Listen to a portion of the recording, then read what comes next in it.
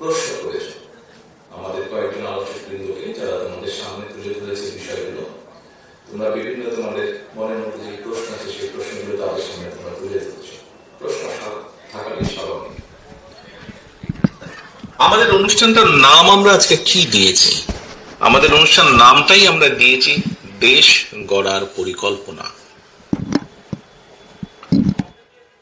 প্রিয় ভাই বোনেরা, তোমরা যদি নিশ্চয়ই তোমাদের মধ্যে অনেকেই জানো, যদিও তোমরা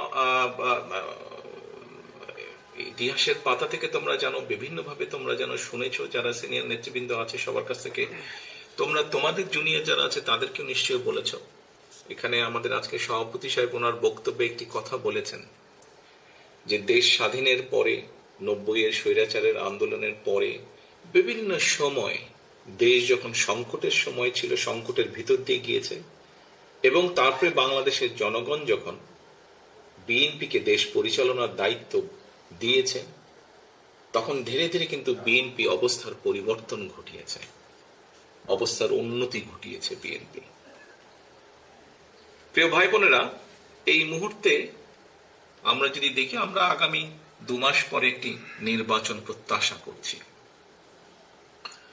এই দেশটি গত 16 বছর যে স্বৈরাচার পালিয়ে গিয়েছে, যে স্বৈরাচারকে বাংলাদেশের জনগণ বিতাড়িত করেছে আন্দোলনের মাধ্যমে, সেই স্বৈরাচার এই দেশের প্রত্যেকটি ক্ষেত্রকে কিভাবে ধ্বংস করে দিয়ে গিয়েছে এটি আমরা জীবনের পরতে পরতে অনুভব করতে পারি। কিভাবে দেশের অর্থনৈতিক ব্যবস্থা ভেঙে দিয়ে গিয়েছে, কিভাবে দেশের আইন শৃঙ্খলা ভেঙে দিয়ে গিয়েছে, কিভাবে দেশের শিক্ষা ব্যবস্থাকে ধ্বংস করে দিয়ে গিয়েছে, কিভাবে দেশের স্বাস্থ্য ব্যবস্থাকে ধ্বংস করে দিয়ে গেছে, কিভাবে দেশের প্রাকৃতিক অবস্থাগুলোকে, নদী নালা খাল বিল বন জঙ্গলকে ধ্বংস করে দিয়ে গিয়েছে, কিভাবে দেশের কৃষি, যেটাই বলি না কেন, সব কিছুকে যেভাবে ধ্বংস করে দিয়ে গিয়েছে, এর ভুক্তভোগী কিন্তু এই দেশের মানুষ। এখন একটি রাজনৈতিক দল হিসাবে এবং এই মুহূর্ত পর্যন্ত আত্মবিশ্বাসের সঙ্গে আমরা বলতে পারি বাংলাদেশের জনপ্রিয় রাজনৈতিক দল হিসাবে বিএনপির দায়িত্ব হচ্ছে দেশকে সঠিকভাবে পরিচালনা করা। দেশের মানুষ যখন বিএনপিকে দেশের দায়িত্ব পরিচালনার দায়িত্ব দেবে, প্রিয় ভাই বোনেরা, যেদিন স্বৈরাচার পালিয়ে যায়, আমাকে মহাসচিব সাহেব তখন ফোন করলেন, ফোন করে বললেন যে জাতীয় সরকার গঠিত করলে ভালো হয় কিনা, অথবা আমরা জাতীয় সরকারে যাব কিনা। তখন বিভিন্ন রকম একটা হেফাজত কন্ডিশন। আমি তখন বলেছিলাম যে আমরা জনগণের রায় মাথা পেতে নেব, আমরা জনগণের কাছে যাব, আমরা জনগণ যে সিদ্ধান্ত দেবে তাই আমরা মাথা পেতে নেব। কাজেই আমি সেই মুহূর্তে মনে করেছিলাম যে জাতীয় সরকারে আমরা যাব না, আমাদের লক্ষ্য, আমাদের উদ্দেশ্য সবকিছু নিয়ে আমরা জনগণের সামনে দাঁড়াবো। আমরা স্লোগানে বলি যে জনগণই আমাদের সকল ক্ষমতার, রাজনৈতিক ক্ষমতার উৎস। কাজে জনগণই যদি আমাদের রাজনৈতিক ক্ষমতার উৎস হয়ে থাকে, তাহলে কেন আমরা জনগণের সামনে গিয়ে দাঁড়াবো না? আমাদের লক্ষ্য বলবো দেশকে নিয়ে, জনগণকে নিয়ে, আমাদের উদ্দেশ্য বলবো দেশকে নিয়ে, জনগণকে নিয়ে, এবং জনগণ যে সিদ্ধান্ত দেবে আমরা মাথা পেতে সে সিদ্ধান্ত নিব। প্রিয় ভাই বোনেরা, তোমাদের নিশ্চয়ই মনে আছে, আজকে থেকে প্রায় 3 বছর আগে বাংলাদেশে তখনও স্বৈরাচার বিপুল দাপটে এই দেশকে, দেশের মানুষের বাক স্বাধীনতার গলা টিপে রেখেছে, দেশের মানুষের রাজনৈতিক অধিকারের গলা টিপে রেখেছে। কিন্তু সেই রক্তচক্ষুকে উপেক্ষা করে আমরা দেশের মানুষের সামনে সংস্কার প্রস্তাব দিয়েছিলাম, যেটি 31 দফা হিসেবে পরিচিত সকলের কাছে, তাই নয়? মনে আছে নিশ্চয়ই তোমাদের। এই 31 দফার মধ্যে তোমরা এই 31 দফা মানুষের কাছে নিয়ে গিয়েছ। আজকে আমরা 31 দফার ভেতর থেকে বিভিন্ন শ্রেণীর মানুষের কিভাবে আমরা ভাগ্যের পরিবর্তন ঘটাতে পারি, সংক্ষেপে তোমাদের সামনে আজকে 8টি সাবজেক্ট উপস্থাপন করা হয়েছে। এর মধ্যে আছে, এখানে এক বোন বলেছে, সে ক্ষুদ্র জনগোষ্ঠীর প্রতিনিধিত্ব হিসেবে বলেছে, তার প্রশ্নটি অন্যরকম ছিল। অন্য অনেকেই বলেছে, শিক্ষা নিয়ে বলেছে, অনেক কিছু নিয়ে বলেছে। দেখো, বাংলাদেশ যখন 1971 সালে স্বাধীন হয়, সেই স্বাধীনতা যুদ্ধে লক্ষ লক্ষ মানুষ যুদ্ধ করেছে, লক্ষ লক্ষ মানুষ প্রাণ দিয়েছে যুদ্ধে। অর্থাৎ দেশটি স্বাধীন করার জন্য কিন্তু লক্ষ লক্ষ মানুষকে এক কাতারে এসে দাঁড়াতে হয়েছে। আজকে আমরা দেশ গড়ার পরিকল্পনা, এই কাজটি যদি আমাদেরকে সফল করতে হয়, সারাদিন যে সকল বিষয় নিয়ে তোমরা আলোচনা করলে, এই কাজগুলোকে নিয়ে যদি আমাদের সফল করতে হয়, অর্থাৎ দেশকে যদি সামনে নিয়ে যেতে হয়, মানুষকে যদি তার অবস্থান পরিবর্তন করে ভালো অবস্থানে নিতে হয়, তাহলে আমাদের সকলকে কাঁধে কাঁধ মিলিয়ে কাজ করতে হবে। আমি গত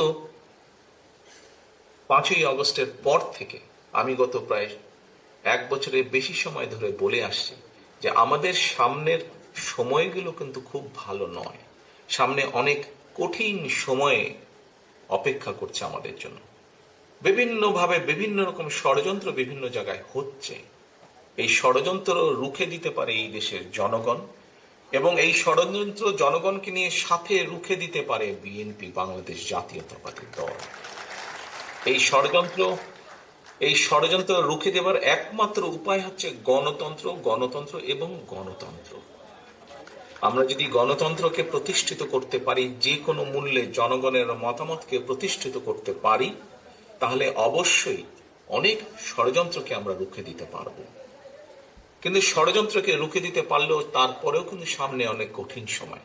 একটু আগেই আমি বলেছি, এবং তোমরা নিজেরাও জানো, তোমরা আজকে ছাত্র দলের প্রতিনিধি হিসাবে এখানে প্রত্যেকে উপস্থিত আছো। ছাত্র হিসাবে তোমাদের নিজেদের ধারণা আছে, প্রত্যেকটি ক্ষেত্রে একটি অরাজকতা বিরাজ করছে। কাজে আমরা এখানে আজকে অর্থনীতি নিয়ে আলাপ করেছি।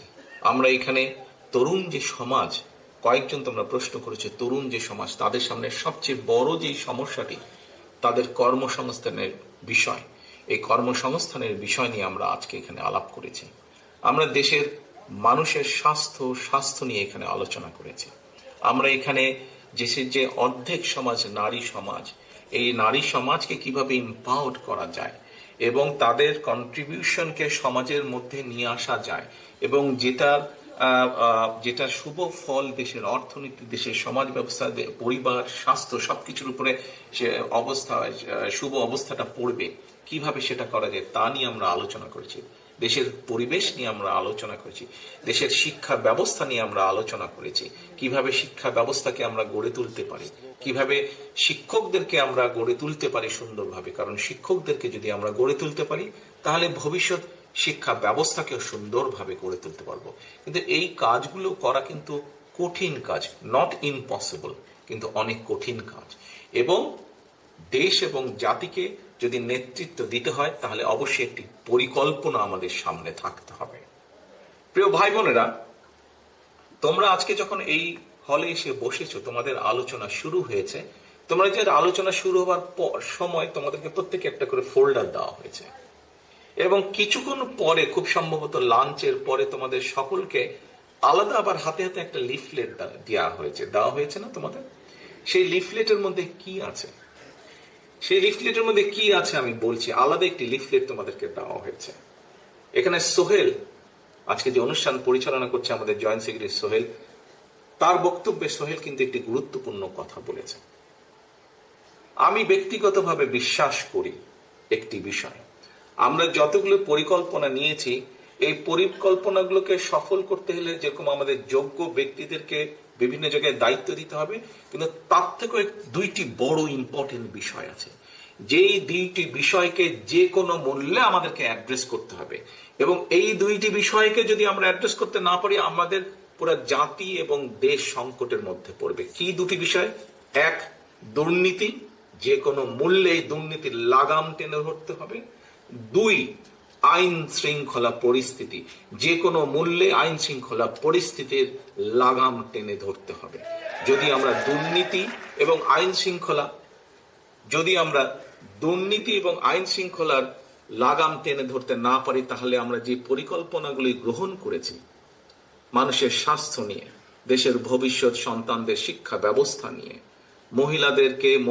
নারী সমাজকে এম্পাওয়ার্ড করার জন্য, দেশের কৃষি ব্যবস্থা, প্রত্যেকটি পরিকল্পনা আমাদের বাধাগ্রস্ত হবে, স্লো হয়ে যাবে আমাদের।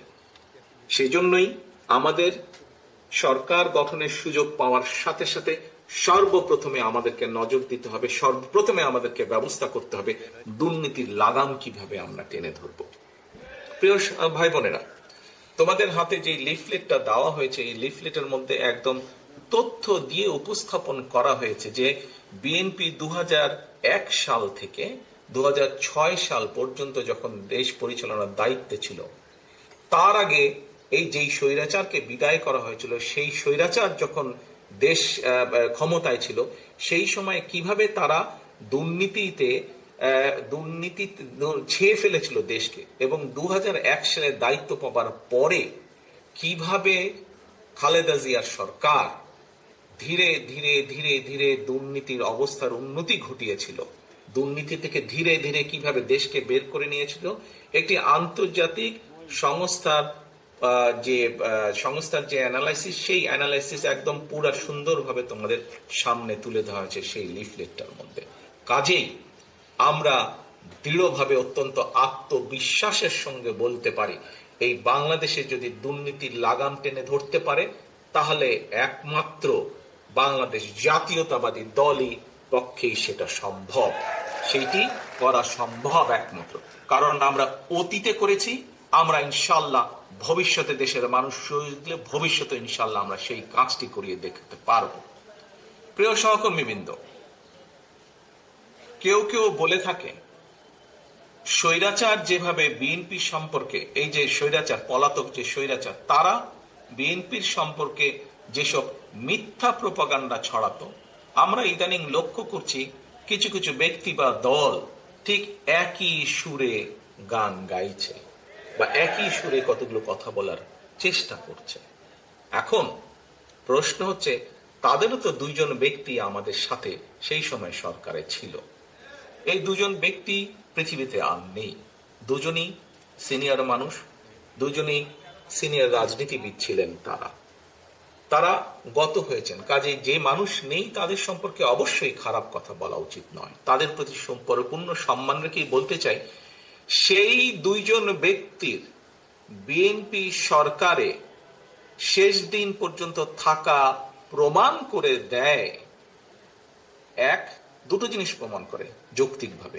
এক, তারা অবশ্যই পূর্ণ কনফিডেন্স ছিল খালেদা জিয়ার উপরে যে খালেদা জিয়া দুর্নীতির বিরুদ্ধে যুদ্ধ করছে। তাদের দলের অন্য যে যত বড় বড় কথা বলি কিনা কেন, খালেদা পর্যন্ত দুর্নীতির বিরুদ্ধে যুদ্ধ করেছে এবং দুর্নীতির অবস্থার পরিবর্তন ঘটেছে, এই আত্মবিশ্বাস তাদের মধ্যে ছিল। তারা দেখেছিল সেই সরকারকে, কারণ তো সরকারের ভেতরেই ছিল।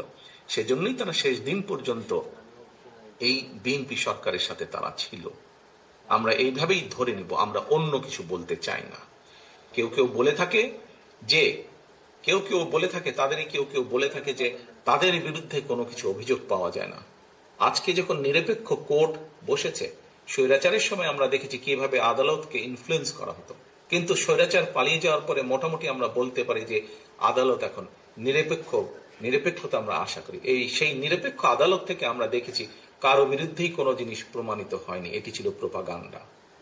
কাজেই আমাদেরকে আজকে এই কনক্লুশনই আসতে হবে যে একমাত্র বিএনপি পেরেছিল দেশকে দুর্নীতি থেকে বের করে নিয়ে আসতে। ইনশাল্লাহ আগামী দিনেও বিএনপি পারবে। এবার আসো আইন শৃঙ্খলা। এবার আসো আরেকটি বিষয় আমি উল্লেখ করতে চাই তোমাদের সামনে, সেটি হচ্ছে আইন শৃঙ্খলা পরিস্থিতি।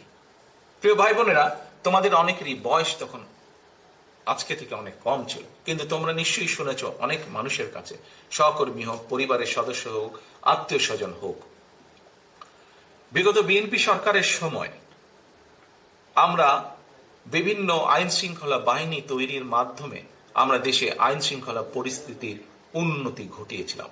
হ্যাঁ, পরবর্তীকালে আমরা দেখেছি যে এই যে বিগত যে স্বৈরাচার পালিয়ে গেছে, তারা তাদের ক্ষমতার অপব্যবহার করে সেই আইন শৃঙ্খলা বাহিনীকে রাজনৈতিক স্বার্থে ব্যবহার করেছিল এবং রাজনৈতিক স্বার্থে ব্যবহার করে পুরো জাতি দেশকে বিশ্বের সামনে কলঙ্কিত করেছে। সেই আইন শৃঙ্খলা বাহিনীকেও তারা কলঙ্কিত করেছে, সেটি হচ্ছে তারা অপব্যবহার করেছিল। কিন্তু বিএনপি দেশের স্বার্থে কোনো কিছু বিবেচনা, রাজনৈতিক প্রিফারেন্স না দিয়ে বরঞ্চ কিভাবে মানুষের শান্তি শৃঙ্খলা প্রতিষ্ঠিত করা যায়, কিভাবে দেশের আইন শৃঙ্খলা প্রতিষ্ঠিত করা যায় তার প্রতি মনোযোগী ছিল। সেটাই ছিল বিএনপির কাছে প্রায়োরিটি। কাজেই তোমাদের নিশ্চয়ই তোমাদের ধারণা আছে, মনে আছে যে মোটামুটি ভাবে সেই সময় 2003, 4, 5, 6 দিকে মোটামুটি ভাবে ধীরে ধীরে আইন শৃঙ্খলা পরিস্থিতি ধীরে ধীরে উন্নতি হতে থাকে দেশের। আমি আমার নিজের একটি ঘটনার কথা তোমাদের সামনে তুলে ধরি। একদিন সেটি খুব সম্ভব 2004-5 দিকে হবে, 5 দিকের ঘটনা। আমি রাত্রেবেলায় অফিস থেকে বাড়িতে ফিরছি। আমি নিজেই গাড়ি চালাচ্ছিলাম। ক্যান্টনমেন্টের কাছাকাছি যখন বাসায় পৌঁছেছি, ক্যান্টনমেন্টে তোমাদের হয়তো অনেকের ধারণা আছে শহীদ আনোয়ার উচ্চ বালিকা বিদ্যালয় একটি আছে, স্কুল আছে। সেই স্কুলের পরেই আমাদের যে বাসাটি ছিল সেই স্কুলের পরে। তো ওইখানে একটি চৌরাস্তার মতন ছিল তখন, এখন আছে কিনা আমি জানি না, একটি চৌরাস্তার মতন ছিল, সেখানে একটি ট্রাফিক সিগন্যাল ছিল। তো লাল বাতির কারণে আমি ওখানে দাঁড়িয়েছি। তো আমি গাড়ির জানলাটা আমার নামানো ছিল। তো আমি যেহেতু সোজা যাবো ওই জন্য আমি লেফট লেনে দাঁড়িয়ে আছি, আর ওইদিকে বনানী রেল চেক পোস্ট দিয়ে বেরিয়ে যায় রাস্তাটি আছে। তো আমার পাশে একটি মিশুক দাঁড়ালো এসে। তো হঠাৎ মিশুক আলো আমাকে এ ভাই বলে ডাক দিচ্ছে। তা আমি তাকালাম, তা আমাকে বলে আপনি তারেক জিয়া না? আমি বললাম যে হ্যাঁ আমি তারেক জিয়া। তো ভাই আপনারা এই যে বিভিন্ন বাহিনী সৃষ্টি করছেন এর মাধ্যমে আমরা অনেক শান্তিতে আছি। আমরা কেন, কিভাবে? বলে ভাই আগে এই যখন গলি টলিতে আমরা যাত্রী নিয়ে যেতাম প্রায় ছিনতাইয়ের মুখোমুখি হতাম, কিন্তু গত কিছুদিন ধরে আমরা অনেক শান্তিতে আছি, আমরা নিরাপদে আছি, আমাদের আর এইসবের মুখোমুখি হতে হয় না, বলা যায় মোটামুটি একদম আমরা নিরাপদ আছি। প্রিয় সহকর্মীবৃন্দ, এই ঘটনাটি আমি এই জন্য বললাম তোমাদের সকলের সামনে যে এই ঘটনাটি অনেকগুলো ঘটনার মধ্যে একটি, এবং এই ঘটনাটি প্রমাণ করে একজন সাধারণ মানুষ, সে আমাকে চিনতো, আমি তাকে চিনতাম না, এবং তারপরে 1 মিনিটের কথা, তারপরে সে তার পথে চলে গেল, আমি আমার পথে চলে গেলাম। এই ঘটনাটি প্রমাণ করে যে বাংলাদেশের মানুষের শান্তি শৃঙ্খলা, আইন শৃঙ্খলা যদি ফিরিয়ে আনতে হয় সেটিও বিএনপির পক্ষেই করা সম্ভব। প্রিয় ভাই বোনেরা, কিছু কিছু মানুষ বা কোন গোষ্ঠী ইদানিং বলতে শুনেছি, বা বিভিন্ন জায়গায় কেউ কেউ সোশ্যাল মিডিয়া বলে যে অমুককে দেখলাম, তমুককে দেখলাম, তমুককে দেখলাম। এবার অমুককে দেখুন, যাদের কথা বলে অমুককে দেখুন, প্রিয় সহকর্মী বৃন্দ, তাদেরকে তো দেশের মানুষ 1971 সালেই দেখেছে। 1971 সালে তারা তাদের নিজেদের স্বার্থ রক্ষার্থে কিভাবে লক্ষ লক্ষ মানুষকে হত্যা করেছে, ঠিক যেভাবে পতিত স্বৈরাচার পালিয়ে যাওয়ার আগে হাজারো হাজারো মানুষকে হত্যা করেছিল ক্ষমতা ধরে রাখার জন্য। এই যাদেরকে কেউ কেউ বলে যে একবার দেখুন না এদেরকে, তাদেরকে দেশের মানুষ 71 সালেই দেখেছে নিজেদের রাজনৈতিক স্বার্থ রক্ষার্থে লক্ষ লক্ষ মানুষকে শুধু হত্যাই করেনি, তাদের সহকর্মীরা কিভাবে মা বোনদের ইজ্জত পর্যন্ত লুট করেছিল। এই কথাটি আমাদেরকে মনে রাখতে হবে। এখন প্রিয় ভাই বোনেরা, কথা অনেক হয়েছে, আমাদের লক্ষ্য একটাই, আমাদের উদ্দেশ্য একটাই, কি? দেশকে আমাদের গড়তে হবে। এই দেশকে শহীদ জিয়া গড়েছেন। দেশ স্বাধীনের পরে যখন এই দেশে দুর্ভিক্ষ হয়েছে, শহীদ জিয়া যখন দেশ পরিচালনার দায়িত্ব পেয়েছিলেন, এই দুর্ভিক্ষ কবলিত দেশকে উনি খাদ্য রফতানির দেশে পরিণত করেছিলেন। ঠিক একইভাবে পরবর্তীতে 90 স্বৈরাচারের পরে এই দেশকে আবারও দেশত্রী খালেদা জিয়া গড়েছিলেন। 2001-এর পরে আবারও ধ্বংসপ্রাপ্ত দেশকে, একটু আগেই বললাম তোমাদের সামনে একদম তথ্য প্রমাণ আছে, দুর্নীতি নিমজ্জিত একটি দেশকে কিভাবে খালেদা জিয়া আবার উপরে উঠে নিয়ে এসেছিলেন। প্রিয় সহকর্মীবৃন্দ, অনেক আলাপ হয়েছে, অনেক তর্ক বিতর্ক হয়েছে।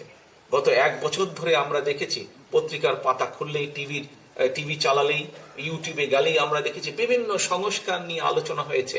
কিন্তু একটি সংস্কার মধ্যে তোমরা আজকে যেই কয়টি বিষয় নিয়ে আলোচনা করেছো, তোমাদের কর্মসংস্থান, তরুণ সমাজের কর্মসংস্থান নিয়ে আলাপ করেছো, মহিলাদের এম্পাওয়ারমেন্ট নিয়ে আমরা আলোচনা করেছি, কৃষকের কৃষি কার্ড নিয়ে আমরা আলোচনা করেছি, আমরা মানুষের স্বাস্থ্য সেবার জন্য প্রান্তিক মানুষের দোরগোড়ায় স্বাস্থ্য সেবা পৌঁছে দেওয়ার জন্য আমরা স্বাস্থ্য কর্মীর বিষয় নিয়ে আলোচনা করেছি, আমরা আরো আলোচনা করেছি কিভাবে আমরা খাল খনন করব, কিভাবে আমরা বৃক্ষরোপণ করব।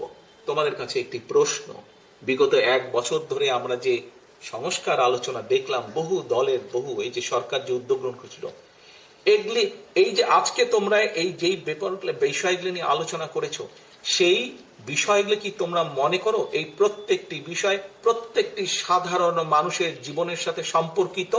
তোমরা কি মনে করো? তোমরা সারাদিন যেই বিষয়গুলি নিয়ে আলাপ করেছো, তোমরা কি মনে করো যে এই প্রত্যেকটি বিষয় সাধারণ মানুষের সাথে, জীবনের সাথে সম্পর্কিত? Yes or no? Yes, yes, সম্পর্কিত। ওকে, তাহলে সম্পর্কিত। প্রিয় সহকর্মীবৃন্দ, হ্যাঁ, যেগুলা সংস্কার নিয়ে আলাপ হয়েছে, এর মধ্যে বিএনপিও 3 বছর আগে অনেক কিছু বলেছে, সেই সংস্কারগুলো প্রয়োজন। তবে সবচাইতে বেশি প্রয়োজন মানুষের ভাগ্যের পরিবর্তন। এবং আজ সারাদিন তোমরা যা আলোচনা করেছিল, এই কাজগুলো যদি আমরা করতে পারি, তাহলেই একমাত্র মানুষের ভাগ্যের পরিবর্তন করা সম্ভব।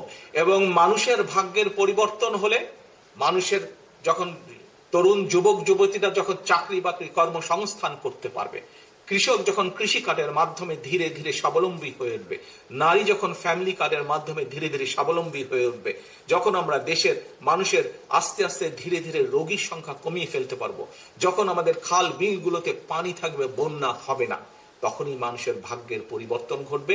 এবং মানুষের ভাগ্যের পরিবর্তন ঘটা মানে দেশের ভাগ্যের পরিবর্তন ঘটবে। প্রিয় ভাই বোনেরা, আমি বিএনপি বাংলাদেশকে সিঙ্গাপুরও বানাতে চায় না, মালয়েশিয়াও বানাতে চায় না, কানাডাও বানাতে চায় না, যুক্তরাষ্ট্র বানাতে চায় না। আমরা চাই একটি স্বাবলম্বী বাংলাদেশ, যেই বাংলাদেশে মানুষ দেশের ভিতরে কর্মসংস্থানের ব্যবস্থা থাকবে, খেয়ে পরে বেঁচে থাকবে, শান্তিতে থাকবে, যেখানে দুর্নীতি নিয়ন্ত্রণ থাকবে, দুর্নীতির লাগাম টেনে ধরতে আমরা সক্ষম হব। সেরকম একটি বাংলাদেশ চাই। অনেক কথা হয়েছে, আসো। প্রথমেই আমি বলেছি দেশ স্বাধীন সকলে কাঁধে কাঁধ মিলিয়ে করেছি। দেশ স্বাধীনতার যে যুদ্ধ, সেই যুদ্ধ কাঁধে কাঁধ মিলিয়ে লক্ষ লক্ষ মানুষ একসাথে করেছে, তখন কেউ তাকায়নি কে কি। আজকে আসো, দেশ গড়ার যে পরিকল্পনা, এই পরিকল্পনা সফল করতে হলে তোমাদেরকে আজকে ছড়িয়ে ছিটিয়ে পড়তে হবে সারা দেশে, যে যেখান থেকে এসেছো। এবং শুধু ছড়িয়ে ছিটিয়ে পড়লে চলবে না। তোমাদের হাতে যে ফোল্ডারটি দেওয়া হয়েছে, হয়তো সংখ্যা কম, আমরা চেষ্টা করব তোমাদের কাছে আরো এই ডকুমেন্টগুলো পাঠাতে। মানুষের দৌড় গোড়ায় চলে যেতে হবে, প্রত্যেকের দৌড় গোড়ায় চলে যেতে হবে। দলের একজন প্রতিনিধি হিসাবে, দলের অ্যাম্বাসাডার হিসাবে তোমাদের প্রত্যেককে, ছাত্র দলের প্রত্যেকটি নেতাকর্মীকে তোমার এলাকার, গ্রামের, ওয়ার্ডের, ইউনিয়নের গোড়ায় গোড়ায় চলে যেতে হবে, ঘরের দরজায় দরজায় চলে যেতে হবে। মা বোনদেরকে বলতে হবে তাদের জন্য আমরা কি করব, কৃষকদেরকে বলতে হবে তাদের জন্য আমরা কি করব, তরুণ যুবক যুবতীদেরকে বলতে হবে তাদের কর্মসংস্থানের জন্য আমরা কি করব। অর্থাৎ তোমাদের হাতে যে কাগজগুলো আছে, সেখানে প্রায় সমাজের প্রত্যেকটি মানুষের কোনো না কোনো একটি আশার আলো আছে। আমরা যদি একসাথে কাজ করি, ইনশাল্লাহ আমরা সেই বাংলাদেশ গড়ে তুলতে সক্ষম হব, যেই বাংলাদেশের প্রত্যাশা আমরা করি। অনেক সময় লাগবে, কষ্ট হবে, অনেক কঠিন, অনেক শত্রু আছে যারা আমাদেরকে বাধা দিবে, কিন্তু এই দেশের মানুষকে কেউ বাধা দিয়ে দাবিয়ে রাখতে পারেনি। ইনশাল্লাহ দেশ গড়ার পরিকল্পনা কাজ যখন আমরা শুরু করব বাংলাদেশের মানুষের রায় নিয়ে, তখনও ইনশাল্লাহ কেউ আমাদেরকে দাবিয়ে রাখতে পারবে না। কিন্তু তোমাদেরকে সকলকে যেতে হবে আজকে মানুষের দৌড়গোলায়, মানুষকে ঐক্যবদ্ধ করতে হবে। ভাই বোনেরা, তোমাদেরকে আরেকটি কথা বলি, দুইটি বিষয় আমি উল্লেখ করব। দুইটি বিষয় উল্লেখ করে আজকে তোমাদেরকে ছেড়ে দেব। এবং ছেড়ে দেওয়ার পরে যেই কাজটি বললাম, সেই কাজটিতে কিন্তু তোমাদেরকে প্ল্যান করতে হবে। তোমরা এখানে যারা আজকে ছাত্র দলের বিভিন্ন ইউনিটের নেতৃবৃন্দ উপস্থিত আছো, তোমাদের নিচে তোমাদের আরো অনেক সহকর্মী আছে। তোমরা যে যার ইউনিটে ফিরে যাবে, সবাইকে ডাকবে। তোমরা যা জেনে গেলে, যা শিখে গেলে, তাদেরকে সেগুলো তোমরা বলবে, বোঝাবে এবং ছুটে বেড়াতে হবে, ছড়িয়ে পড়তে হবে। মানুষের ঘরে ঘরে ছড়িয়ে পড়তে হবে, মানুষকে বলতে হবে যে বিএনপি আগামী দিনে এই এই কাজ আপনাদের জন্য করতে চায়। তোমার দল কি?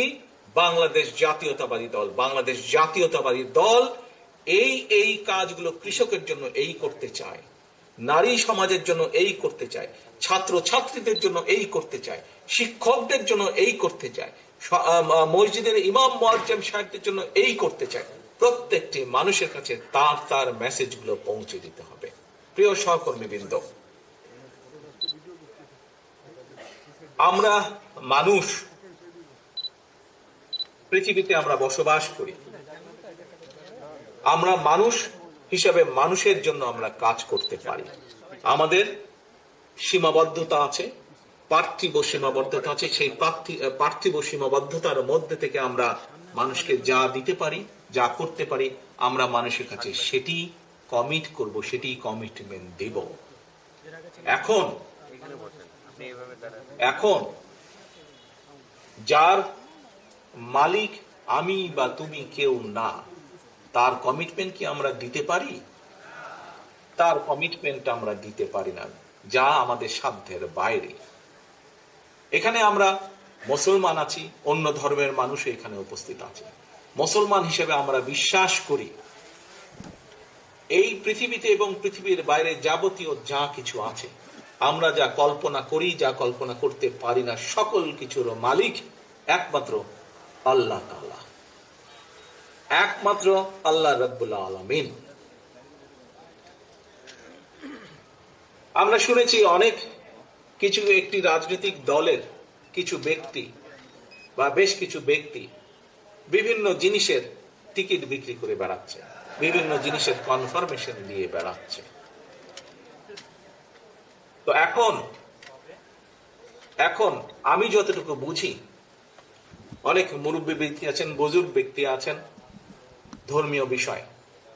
আমি একজন সাধারণ নর্মাল একজন মুসলমান হিসেবে আমি যতটুকু বুঝি, যা আমার না, আমি যদি তা দেবার কথা বলি, অর্থাৎ যার যেটি আমার না সেটির কমিটমেন্ট যদি করি, তাহলে আমি তার সাথে পাল্লা দিচ্ছি।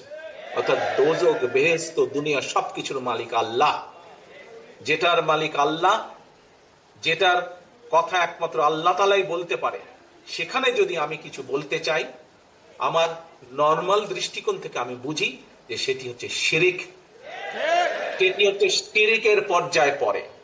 কাজে তোমাদেরকে ঘরে ঘরে যেতে হবে এবং বলতে হবে যারা এইসব কথা বলে তারা শিরিক করছে, আপনি যদি তাদের কথা শোনেন আপনিও শিরিকের পর্যায়ে পড়ে যাবেন।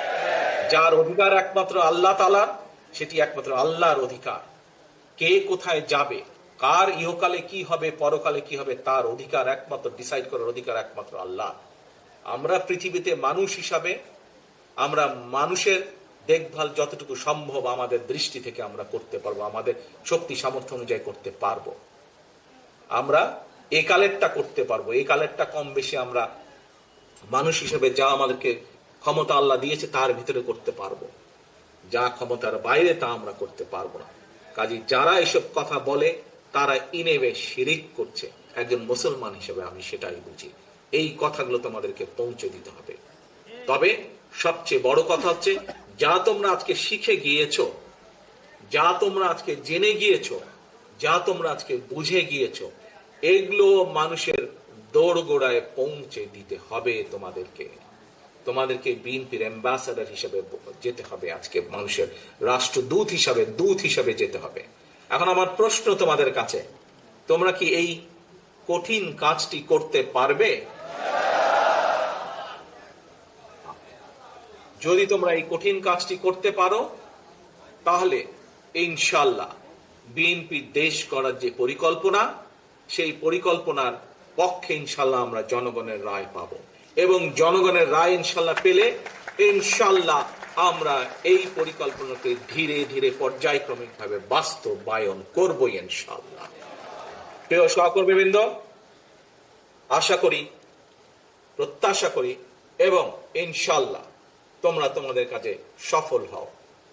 তোমাদের সেই সফলতা কামনা করে আমার বক্তব্য শেষ করছি। আল্লাহ হাফেজ। বাংলাদেশ জিন্দাবাদ। বাংলাদেশ জাতীয়তাবাদী দল।